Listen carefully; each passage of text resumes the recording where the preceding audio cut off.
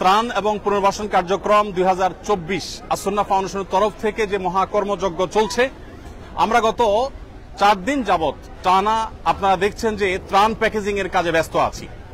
প্রতিদিন প্রায় 1.5 থেকে 2,000 মানুষ আমাদের এই মহাকর্মযজ্ঞে অংশগ্রহণ করছেন এবং এটাকে আবার বিতরণ করবার জন্য অনেকগুলো টিম আমাদের প্রত্যেকটা জেলায়, অর্থাৎ বন্যা দুর্গত প্রত্যেকটা জেলা তারা কাজ করে চলেছে। আজকে আপনাদেরকে বিশেষভাবে আমি যে বিষয়টি জানাতে চাই তা হলো, আলহামদুলিল্লাহ আমাদের কাজের যে স্কেল বা পরিমাণ সেটা প্রতিনিয়ত বেড়ে চলেছে। বাড়তে বাড়তে ঠিক কোথায় গিয়ে ঠেকেছে, আমরা কোন জায়গায় দাঁড়িয়ে আছি, আমরা কোন জায়গায় যেতে চাচ্ছি, আমি সে বিষয়টি আজকে আপনাদের সঙ্গে শেয়ার করতে চাই।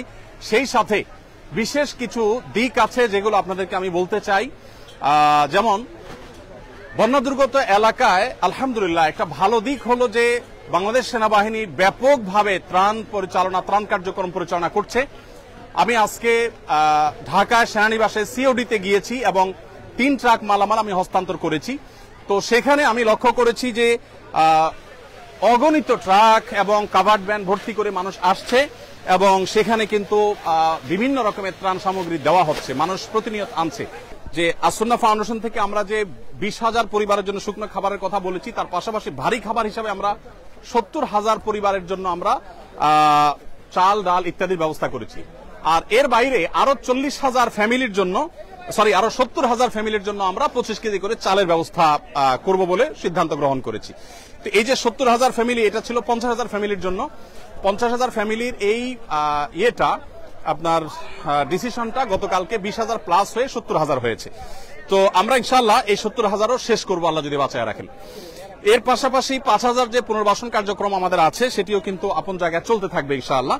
আমরা 5,000 পরিবারকে পুনর্বাসন করব, অর্থাৎ তাদেরকে টিন কিনে দেওয়া এবং নগদ অর্থ সহায়তা করা। 5,000 পরিবারের জন্য আমরা ইনশাআল্লাহ পুনর্বাসন কার্যক্রম পরিচালনা করব।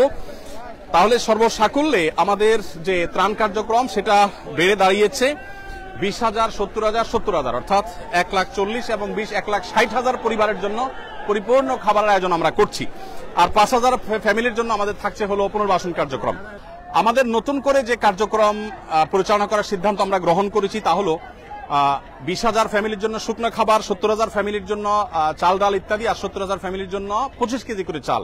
এটা 50,000 ছিল, গতকালকে আমরা এটাকে 20,000 করে প্লাস করেছি। সেই সাথে পুনর্বাসনের জন্য 5,000-এর সিদ্ধান্ত এখনো আছে।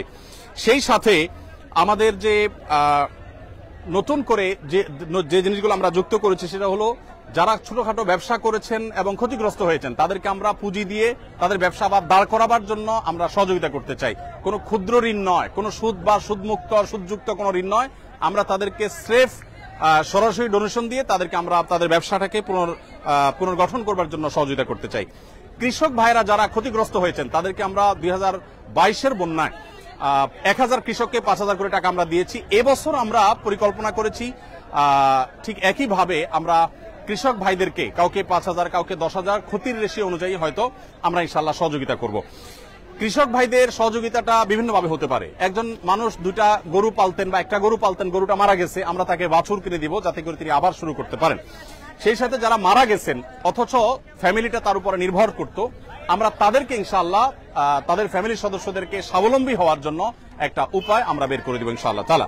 তাহলে নতুন করে আমাদের ক্ষতিগ্রস্ত ক্ষুদ্র ব্যবসায়ী, কৃষক এবং মৃত মানুষদের পরিবারদের জন্য আমরা ইনশাআল্লাহ বিশেষভাবে পুনর্বাসন কার্যক্রম পরিচালনা করব। সর্বসাকুল্যে আমরা যেটি ভাবছি তা হলো আসন্না ফাউন্ডেশনের তরফ থেকে এই বছর আমরা স্বপ্ন দেখছি যে ইনশাআল্লাহ আমরা 100 কোটি টাকার ত্রাণ কার্যক্রম পরিচালনা করব। ইতোমধ্যে আমাদের খাদ্য সামগ্রী ইত্যাদি প্রায় 2 থেকে 2,500 মেট্রিক টন ইতোমধ্যে বিতরণ করার পরিকল্পনা চূড়ান্ত হয়ে গেছে।